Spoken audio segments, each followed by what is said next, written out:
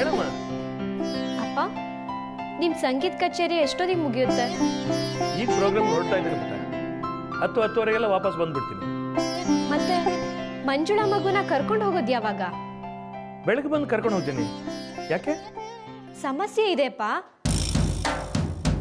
ನಿಮ್ ಬೀಗ ಧರ್ಮಯ್ಯ ಮತ್ತೆ ಆ ಕಲ್ಪನಾ ಇಬ್ರು ಸೇರಿ ಮಗು ತಲೆಯಲ್ಲಿ ನಿಮ್ಮಮ್ಮ ರಾಕ್ಷಸಿ ಅಂತ ತಲೆಯಲ್ಲಿ ತುಂಬಿಟ್ಟಿದ್ದಾರೆ.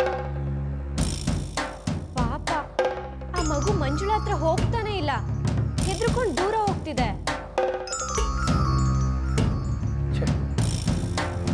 ಮತ್ತೆ ಹೇಗ್ ಮಾಡೋಣ, ನೀನೇ ಹೇಳ. ಈಗ ಮಗು ಮಲಗಿದೆ, ಈಗಲೇ ಕಳ್ಸಿದ್ರೆ ಒಳ್ಳೇದು ಅನ್ಕೊಂಡೆ. ಹಾಗಾದ್ರೆ ಒಂದು ಕೆಲಸ ಮಾಡಮ್ಮ, ಡ್ರೈವರ್ ರಾಮಣ್ಣನ ಟ್ಯಾಕ್ಸಿಗೆ ಹೇಳು. ಈಗ ಅವ್ನು ಕೊಟ್ಟಿಗಾರದಲ್ಲೇ ಇರೋದು. ಅವನಾದ್ರೆ ನಂಬಿಕೆ ಮನುಷ್ಯನೇ, ಸೇಫಾಗಿ ಮನೆಗೆ ಕರ್ಕೊಂಡು ಹೋಗ್ತಾನೆ. ನೀನು ಜೊತೆಲಿ ಬರ್ತಿದ್ಯಾ ತಾನೆ? ಈ ಮನೆಯಲ್ಲಿ ನಮ್ಮ ಭಾಗದಲ್ಲಿ ಯಾರಾದ್ರೂ ಒಬ್ರು ಇರಲೇಬೇಕು. ಒಂದಿನಾನು ಮನೆ ಬಿಟ್ಟು ಬರೋ ಹಾಗಿಲ್ಲ. ಅಪ್ಪ, ರಾಮಣ್ಣನ ಕಾರಲ್ಲಿ ಮಂಜುಳಕ್ಕನ ಕಳ್ಸ್ಕೊಡ್ತೀನಿ. ಮಂಜುಳಕ್ಕ ಮನೆಗೆ ಬರೋಷ್ಟರಲ್ಲಿ ನೀವು ಮನೆ ಸೇರಿರ್ತೀರಲ್ಲ? ಹಾ, ಬಂದಿರ್ತೀವ. ನೀನೀಗ ರಾಮಣ್ಣಂಗೆ ಫೋನ್ ಮಾಡಿ ಅವ್ನು ನಮ್ಮ ಮನೆಗೆ ಕರ್ಕೊಂಡು ಬರೋ ಹೊತ್ತಿಗೆ 11 ಆಗತ್ತಲ್ವಾ? 10:00 ಮನೇಲಿ. ಆಯ್ತಪ್ಪ. ಆಗ್ಲಿ ಬಿಟ್ಟ. ಓಕೆ.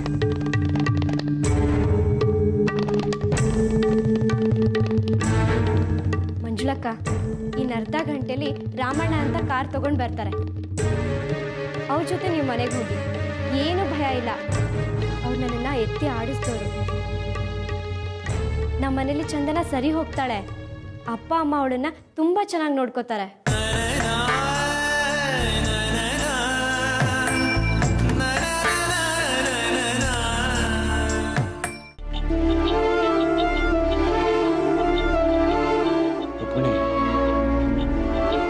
ಏನು ಹೇಳಿದ್ದೀನಿ, ಆ ಇಬ್ಬರು ಕಿರಾತಕಿಯರು ಏನು ಬೇಕಾದ್ರೂ ಮಾಡ್ತಾರೆ.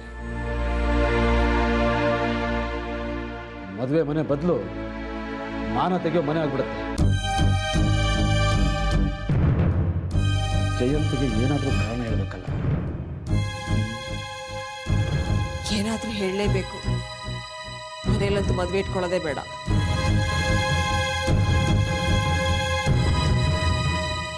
ಏನಾದ್ರೂ ಉಪಾಯ ಮಾಡ್ತೀನಿ.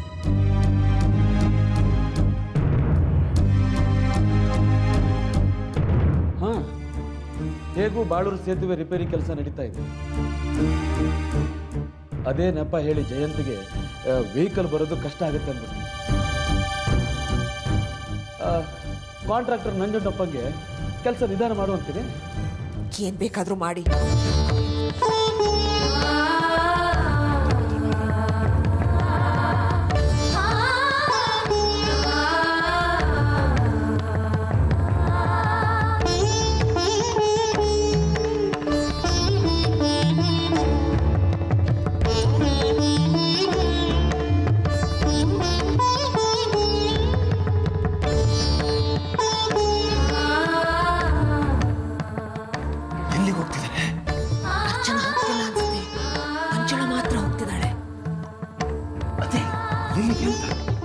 ನಿಮ್ಗೇನ್ರಿ ಗೊತ್ತು?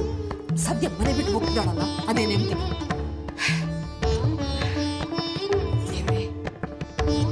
ಯಾವತ್ತಿ ಮನೆಗೆ ವಾಪಸ್ ಬಂದೇ ಹಾಗೆ ಮಾಡಪ್ಪ. ದಿನ ತುಪ್ಪ ದೀಪ ಹಚ್ತೀನಿ. ಅವ್ರು ಹೋಗಿ ಹೋಗ್ತೇನೆ.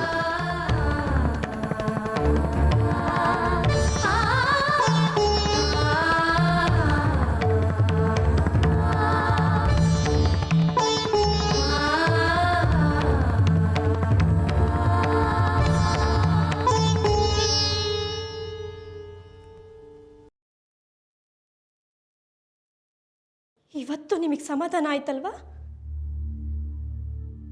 ನಮ್ಮಕ್ಕ ನಮ್ಮ ಮನೆ ಬಿಟ್ಟು ಓಡಿಸೋದಿಕ್ಕೆ ಅವಳ ಮಗುನ ಬಳಸ್ಕೊಂಡ್ರಿ. ಎಂತ ಮರ್ಯಾದಸ್ತರು ನೀವು. ಇವತ್ತು ನಮ್ಮಕ್ಕ ಮನೆಯಿಂದ ಹೋಗಿದ್ದಕ್ಕೆ ನಿಮ್ಗೆಲ್ಲ ಹಾಲು ಕುಡ್ದಷ್ಟು ಸಂತೋಷ ಆಗಿರುತ್ತೆ. ಇದೇ ಸಂತೋಷಕ್ಕೆ ಹೋಗಿ ಹಬ್ಬ ಮಾಡಿ, ಪಾಯಸ ಮಾಡ್ಕೊಂತೀನಿ, ಆನಂದ ಪಡಿ.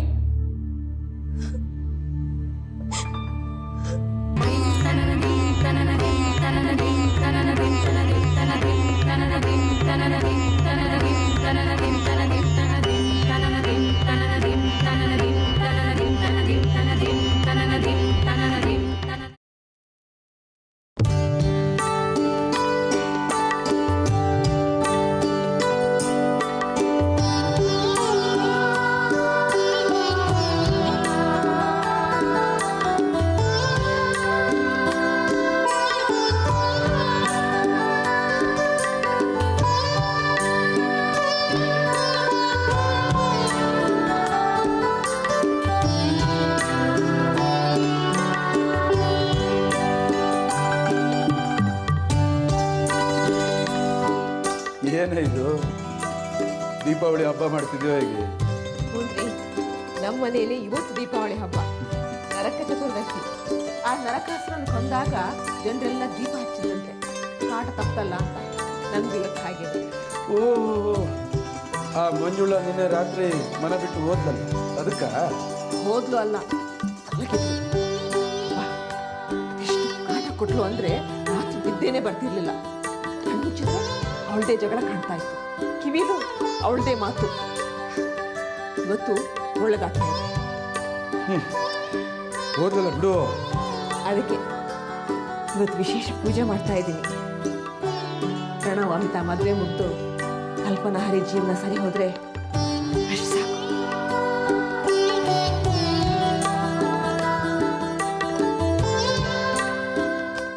ಅಲ್ಲ, ಆ ಮಂಜುಳ ಇದ್ದಕ್ಕಿದ್ದ ಹಾಗೆ ಊರಿಗೆ ಯಾಕೆ ಹೋದ್ಲು? ಅದೇ ಆಶ್ಚರ್ಯ ಆಗ್ತಿರೋದು. ಯಾಕೆ ಅಂದ್ರೆ ಅವಳು ಆಡಿದಾಟ ನಡಿಲಿಲ್ಲ, ಇನ್ನೇನ್ ಮಾಡ್ತಾಳೆ? ಬಂದಾರಿ ಸುಂಕ ಇಲ್ಲ ಅಂತ ವಾಪಸ್ ಹೋಗ್ತಾಳೆ. ಊರಿಗೆ ಹೋಗಿದ್ದಾಳೆ ಅಂತೀರಾ? ಅದೇ ನನಗೂ ಅರ್ಥ ಆಗ್ತಿಲ್ಲ. ಊರಲ್ಲಿ ಅವಳಿಗಿರೋದಕ್ಕೆ ಮನೆ ಇಲ್ಲ, ಮಾಡೋ ಕೆಲಸ ಇಲ್ಲ, ಅಲ್ಲಿ ಹೋಗಿರಲ್ಲ. ಎಲ್ಲಿ ಹೋಗಿರ್ಬೋದು ಅಂತ ನಿನ್ನೆ ರಾತ್ರಿಯಿಂದ ಯೋಚನೆ ಮಾಡ್ತಾ ಇದ್ದೀನಿ. ಎಲ್ಲಾದ್ರೂ ಹಾಳಾಗಿ ಹೋಗ್ಲಿ ಬಿಡಿ. ಸದ್ಯ ಮನೆಗೆ ಹಿಡಿದ ಶನಿ ಬಿಡ್ತು ಅಷ್ಟೇ. ರುಕ್ಮಿಣಿ, ಎಲ್ರಿಗೂ ಒಳ್ಳೇದಾಗ್ಲಿ ಅಂತ ಭಕ್ತಿಯಿಂದ ಬೇಡ್ಕೊ. ಇನ್ಮೇಲೆ ಈ ಮನೆಗೆ ಯಾವ ತೊಂದರೆನೂ ಬರದೇ ಇರೋ ಸಾಕಾಗಿದೆ. ನೀನೇ ಕಾಪಾಡಪ್ಪ ತಂದೆ.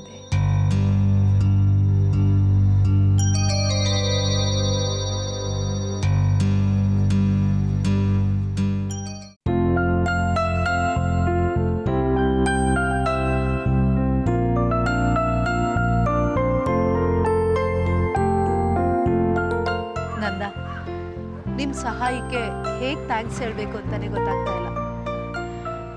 ನನ್ನನ್ನ ಆ ಜೈಲಿಂದ ಬಿಡುಗಡೆ ಮಾಡಿಸ್ಬಿಡ್ರಿ. ಈ ಫಾರ್ಮಾಲಿಟೀಸ್ ಎಲ್ಲ ಯಾಕೆ ಚಿತ್ರ? ನನ್ನ ನಿನ್ನ ಮಧ್ಯೆ ಈ ಉಪಚಾರದ ಮಾತೆಲ್ಲ ಯಾಕೆ? ಇಲ್ಲ ನಂದ, ನೀವು ತುಂಬಾನೇ ದೊಡ್ಡ ಸಹಾಯ ಮಾಡಿದ್ದೀರ. ಈ ಸಹಾಯನ ನನ್ನ ಈ ಜನ್ಮದಲ್ಲಿ ಮರೆಯೋದಕ್ಕೆ ಸಾಧ್ಯ ಇಲ್ಲ. ಚಿತ್ರ, ಹಣದ ಮೊತ್ತ ದೊಡ್ಡದಿತ್ತು ಅಷ್ಟೇ, ಆದ್ರೆ ಇದು ನಾನು ನನ್ನ ಫ್ರೆಂಡ್ ಒಬ್ಬಳಿಗೆ ಮಾಡಿರೋ ಒಂದು ಸಣ್ಣ ಸಹಾಯ ಅಷ್ಟೇ. ನಾನು ಹಣದ ವಿಚಾರ ಮಾತಾಡ್ತಿಲ್ಲ ನಂದ. ನಾನು ಆ ಮನೇಲಿ ಎಂತ ಪರಿಸ್ಥಿತಿಲಿದೆ ಗೊತ್ತಾ? ಮನೆಯವ್ರನ್ನ ಬಿಟ್ಟು ಬೇರೆ ಯಾರನ್ನೂ ನೋಡೋದಕ್ಕಾಗ್ತಾ ಇರ್ಲಿಲ್ಲ. ಎಲ್ಲಿ ಪೊಲೀಸ್ನವ್ರು ಬರ್ತಾರೋ ಅನ್ನೋ ಭಯ. ಈಗಲೂ ಆ ನರ್ಕನ ನೆನ್ಸ್ಕೊಂಡ್ರೆ ಭಯ ಕಾಡುತ್ತೆ. ನಿಮಗೆ ಗೊತ್ತಿಲ್ಲ ನಂದ, ಮನೆಯವರೆಲ್ಲ ದೀಪಾವಳಿ ಹಬ್ಬ ಆಚರಿಸ್ತಾ ಪಟಾಕಿ ಹೊಡಿತಾ ಇದ್ರೆ ನಾನು ಕತ್ಲು ಕೊನೆಯಲ್ಲಿ ಕೂತಿರ್ತಿದ್ದೆ. ನಿನ್ನ ನೋವು ನನ್ಗೆ ಅರ್ಥ ಆಗತ್ತೆ ಚಿತ್ರ. ಅದಕ್ಕೆ ತಾನೆ ನಾನು ನಿನ್ನನ್ನು ಬಿಡುಗಡೆ ಮಾಡಬೇಕು ಅಂತ ಹಗಲು ರಾತ್ರಿ ಓಡಾಡಿದ್ದು. ಹಣ ಹೊಂದಿಸೋದು ಸ್ವಲ್ಪ ತಡ ಆಯ್ತು ಅಷ್ಟೇ. ನನ್ನ ಲೆಕ್ಕದಲ್ಲಿ ನೀವು ಬೇಗನೆ ಹಣ ಹೊಂದಿಸಿದ್ದೀರ. ಆದ್ರೆ ನನ್ನ ಗಂಡ ಮಾವನಿಗೆ ನಾನು ಬಿಡುಗಡೆ ಆಗೋದೇ ಬೇಕಿರ್ಲಿಲ್ಲ. ಛೇ, ಎಂತ ರಾಕ್ಷಸರು ಅವರು! ರಾಕ್ಷಸರಲ್ಲ ನನ್ನ, ಪಿಶಾಚಿಗಳು. ರಕ್ತ ಹೀರೋ ದನ ಪಿಶಾಚಿಗಳು. ಅವರಿಬ್ಬರನ್ನ ನೆನ್ಸ್ಕೊಂಡ್ರೆ ನನ್ನ ಮೈಯೆಲ್ಲ ಉರಿಯುತ್ತೆ. ಅವ್ರನ್ನ ಮಾತ್ರ ನಾನು ಕ್ಷಮಿಸೋದಿಲ್ಲ. ನನ್ನ ದುಡ್ಡನ್ನೇ ನುಂಗ್ ಹಾಕಿ ನನ್ನನ್ನೇ ಮೋಸಗಾರ್ತಿ ಅಂತ ಮಾಡಿ ನನ್ನ ಭವಿಷ್ಯನೇ ಹಾಳು ಮಾಡಿದ್ರು. ಇನ್ನೂ ಅಂತ ಗಂಡನ ಜೊತೆ ಹೇಗೆ ಬಾಳ್ತೀಯ ಚಿತ್ರ? ನಿನ್ ಮುಂದಿನ ಜೀವನನಾದ್ರೂ ಸಂತೋಷದಿಂದ ಕಳಿ. ಆ ಮನೆನ ಬಿಟ್ಟು ಬಾ. ನಾನು ಅದನ್ನೇ ಯೋಚನೆ ಮಾಡ್ತೀನಿ.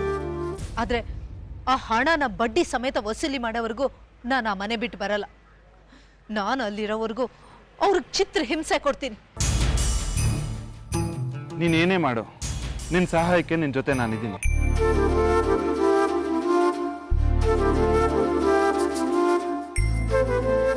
ಹೊರಡೋಣವಾ?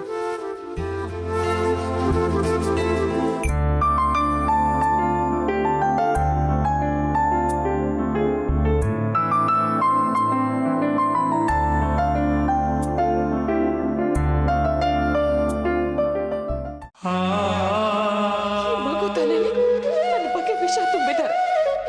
ನನ್ನ ರಾಕ್ಷಸಿ ಅಂತೆ ಇವಳಪ್ಪ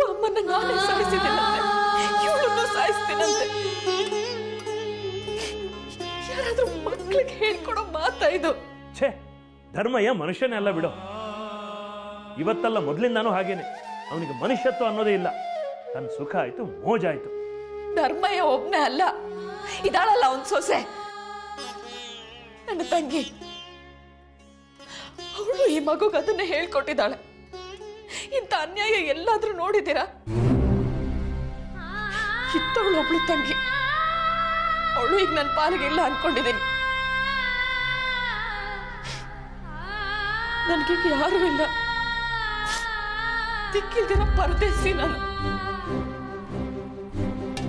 ಹಾಗೆ ಯಾಕೆ ಅನ್ಕೋತೀಯ ಮಂಜುಳಾ? ನನ್ನ ಮನೆಯವರೆಲ್ಲ ನನಗೆ ವೈರಿಗಳಾದ್ರು. ಒಬ್ಬ ಮನೆ ಬಿಟ್ಟು ಹೋದ್ಲು. ಅಪ್ಪ ಅಂತ ಒಬ್ಬ ಇದ್ದ, ಅವನು ನನ್ನನ್ನೇ ಕಿತ್ತು ತಿನ್ನೋದಕ್ಕೆ ಶುರು ಮಾಡ್ದ. ಅವನಿಂದ ತಪ್ಪಿಸ್ಕೊಂಡು ಕಾಡ್ ಮನೆಗೆ ಎಸ್ಟೇಟಿಗೆ ಬಂದೆ. ನನ್ನ ತಂಗಿನೇ ನನಗೆ ವೈರಿ ಆದ್ಲು. ನನ್ಗೆ ಯಾರಿದ್ದಾರೆ ಹೇಳಿ? ಎಲ್ಲ ಇತ್ತು ಅನಾಥೆ ಆಗೋದೆ ನಾನು. ನೋಡಮ್ಮ ಮಂಜುಳಾ, ನೀನು ನಮ್ಗೆ ಮಗಳಿದ್ದ ಹಾಗೆ.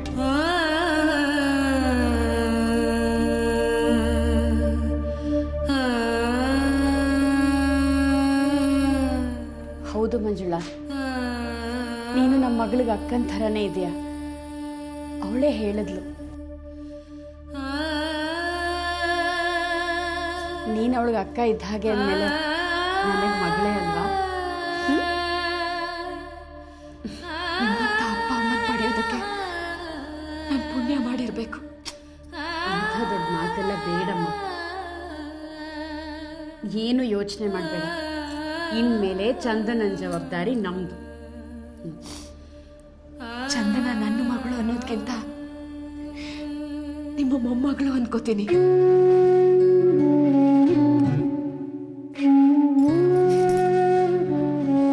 ಅವಳ ತಲೆಯಲ್ಲಿ ನನ್ನ ಬಗ್ಗೆ ಇರೋ ಕೆಟ್ಟ ವಿಷಯನ ನೀವೇ ತೆಗಿಬೇಕು. ಆ ಚಿಂತೆ ನಿನಗೆ ಬೇಡ ಮಂಜುಳಾ. ನೋಡು, ಮಕ್ಕಳ ಮನಸ್ಸಂದ್ರೆ ಏನೇ ಮಣ್ಣಿಲ್ಲ, ಹೇಗೆ ಬೇಕಾದರೂ ಬದಲಾಯಿಸ್ಬೋದು. ಹಳೇದನ್ನು ಅಳಿಸಿ ಹಾಕಿ ಹೊಸದನ್ನು ಅಚ್ಚು ಮಾಡ್ಬೋದು. ಇನ್ನು ಮುಂದೆ ಚಂದನ ಜವಾಬ್ದಾರಿ ನಮ್ಗೆ ಬಿಡು.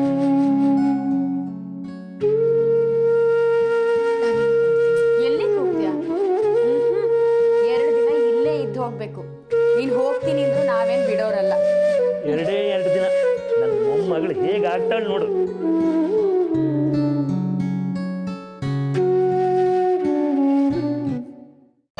ಸರಿ ಚಿತ್ರ, ನಾನೇನು ಬರ್ತೀನಿ. ಯಾಕೆ ಅಷ್ಟೊಂದು ಅರ್ಜೆಂಟ್ ನಂದ? ಕಾಫಿ ಕುಡ್ಕೊಂಡು ಹೋಗಿ. ಇಲ್ಲ ಚಿತ್ರ, ಸಕಲೇಶ್ಪುರಕ್ಕೆ ಹೋಗ್ಬೇಕು. ಪ್ಲಾಂಟರ್ಸ್ ಕ್ಲಬ್ನಲ್ಲಿ ಫ್ರೆಂಡ್ ಮದುವೆ ಪಾರ್ಟಿ ಇದೆ. ನಾನೇನು ಹೊಡ್ತೀನಿ, ತಡ ಆಯ್ತು. ಕೂತ್ಕೊಳ್ಳಿ ನಂದ, ಕೂತ್ಕೊಳ್ಳಿ.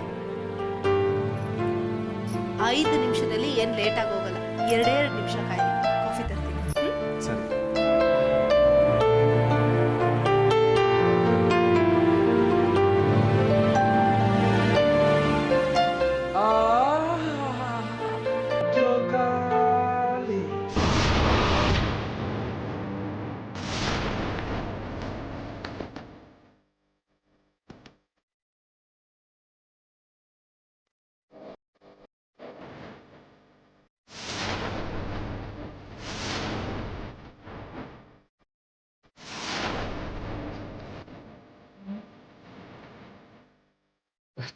ದೂರದಿಂದ ಕಾರನ್ನು ಓಡಿಸ್ಕೊಂಡು ಬಂದಿದ್ದೀರಿ,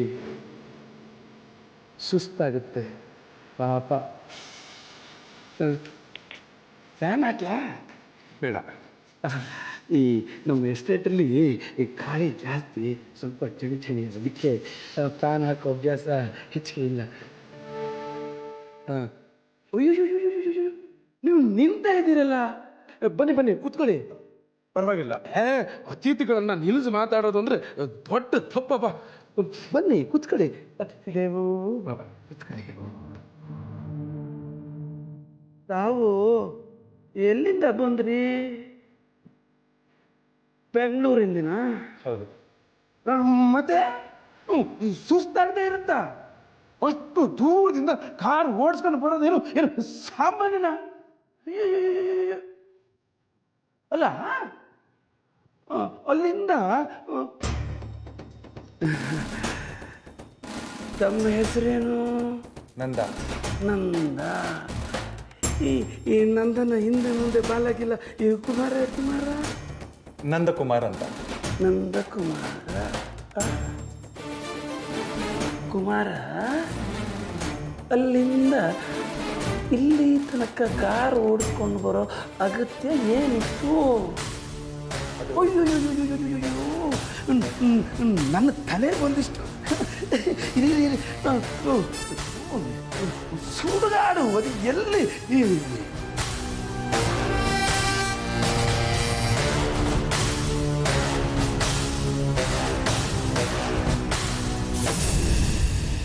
ಬಸ್ನಲ್ಲಿ ಕಳ್ಸಕ್ಕಾಗತ್ತ?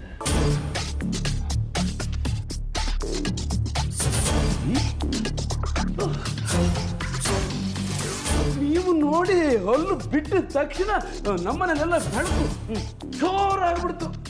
ಯಾವುದು ಅಡ್ವರ್ಟೈಸ್ಮೆಂಟಲ್ಲಿ ಬರುತ್ತಲ್ಲ, ಆಗೊಬ್ಬ ಹುಡುಗ ಹಿಂಗೆ ದೀಪದ ಕಂಬದ ಮೇಲೆ ಹಿಂಗೆ ನಿಂತ್ಕೊಂಡಿರ್ತಾನೆ, ಎಲ್ಲ ಕಡೆ ಬೆಳಕು ಬೀದಿ ದೀಪಗಳೆಲ್ಲ ಹಿಂಗಾಗುತ್ತಲ್ಲ. ನೀವು ಅದೇ ರೀತಿ ನಮ್ಮನೆನ ಕಳೆ ಮಾಡ್ಬಿಡ್ರಿ, ಕಳೆ ತುಂಬಿಸ್ಬಿಡ್ರಿ ನೀವು. ಅದರಲ್ಲೂ ನಿನ್ನಂಥ ಬಿಸಿ ಹುಡುಗ.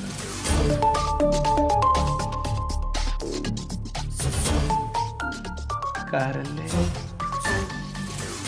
ಪಕ್ಕದಲ್ಲೇ ಕೂರಿಸ್ಕೊಂಡು ತಮಾಷೆ ಮಾಡ್ತಾ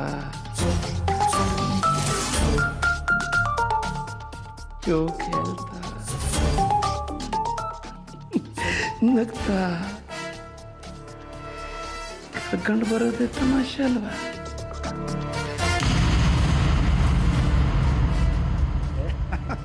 ಹೌದೌದು ಕುಮಾರ, ನನಗೂ ಗೊತ್ತು. ಸರ್, ಅದು ಹಾಗಲ್ಲ ಸರ್. ಸಾರಿ ಇಲ್ಲ,